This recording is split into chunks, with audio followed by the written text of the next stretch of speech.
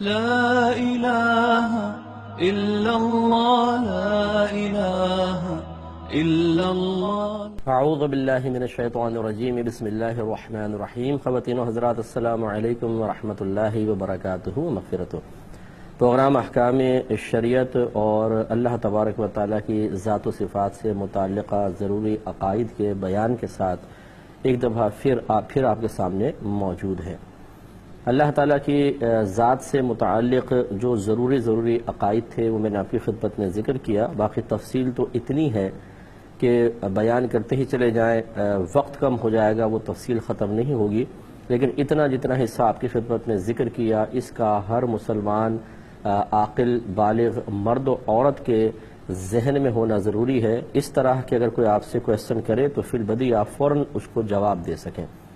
خالی سن کر بھول جانا یا کتابوں سے اپنی لائبریری بھر کے اس پہ فخر کرنا کہ جی عقیدے سے متعلق ساری کتابیں ہیں میرے پاس، حدیثوں سے متعلق ساری کتابیں ہیں، کتابوں کا ہونے سے کیا فائدہ ہوگا اگر وہ چیز آپ کے ذہن میں نہ ہو، اور بر وقت جس وقت حملہ نفس یا حملہ شیطان ہو اور وہ معلومات آپ کو پروٹیکشن فراہم نہیں کر رہی ہو، الماری میں محفوظ ہو اور نفس و شیطان اپنا وار کر کے کامیاب ہو جائیں اور آپ کو معاذ اللہ کفر یا بدعت کی طرف مائل کر دیں، تو ایسا علم الماری میں پڑا رہے کیا فائدہ؟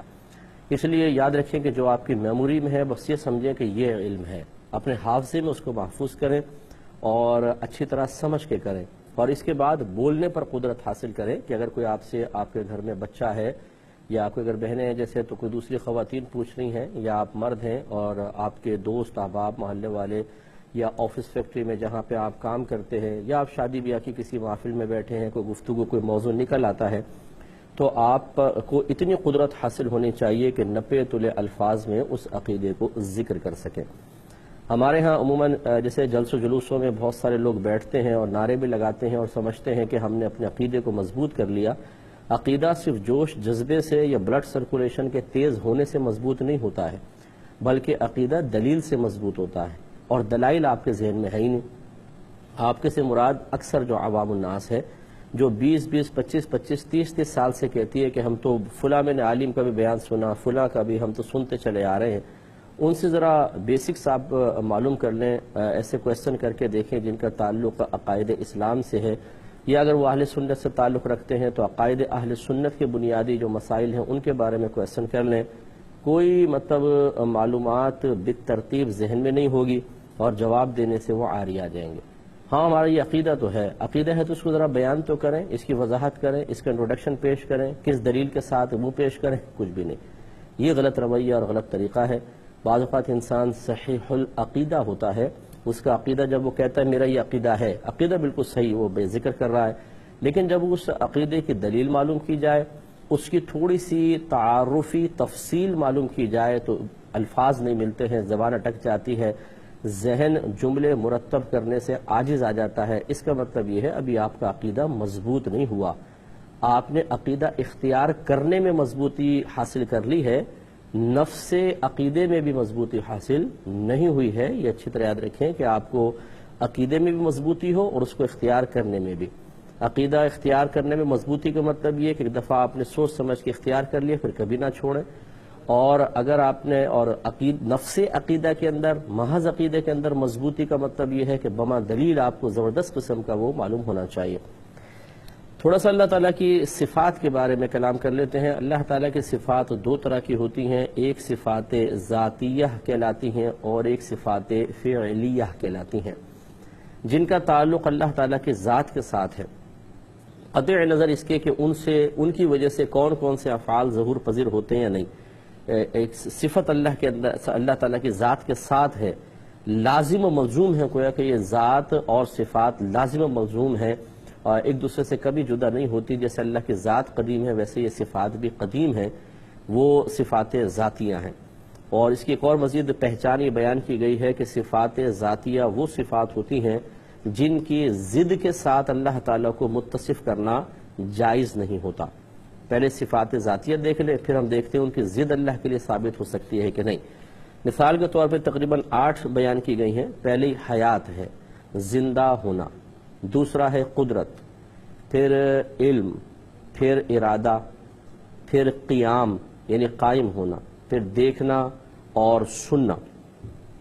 تو یہ جو ہے حیات ہے، قدرت ہے، علم، کلام، ارادہ، سننا، دیکھنا اور قیام، یہ سب جو ہیں اللہ کی صفات ذاتیہ کہلاتی ہیں. اب اس کا جسٹ اپوزٹ دیکھیں، اگر ہم حیات کو لے لیں، حیات اللہ کے لیے جب ہم کہیں گے کہ اللہ تعالیٰ حی ہے، زندہ ہے، تو اس کا مطلب ہمیشہ سے زندہ ہے اور ہمیشہ زندہ رہے گا.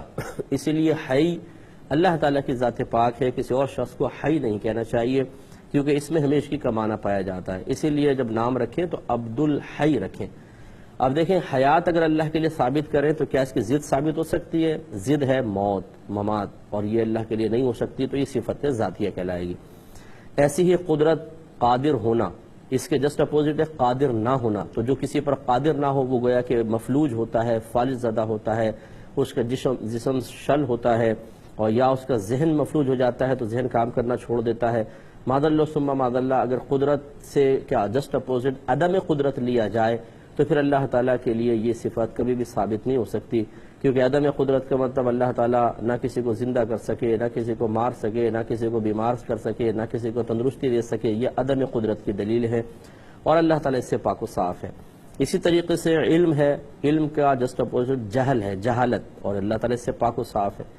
اسی طرح کلام ہے، اللہ تعالیٰ کلام اللہ کی صفت ذاتیہ ہے، اس کا جسٹ اپوزٹ کلام کا نہ ہونا. اور ایسا نہیں ہو سکتا کہ کلام کے نہ ہونے سے اللہ کو متصف کر لیا جائے.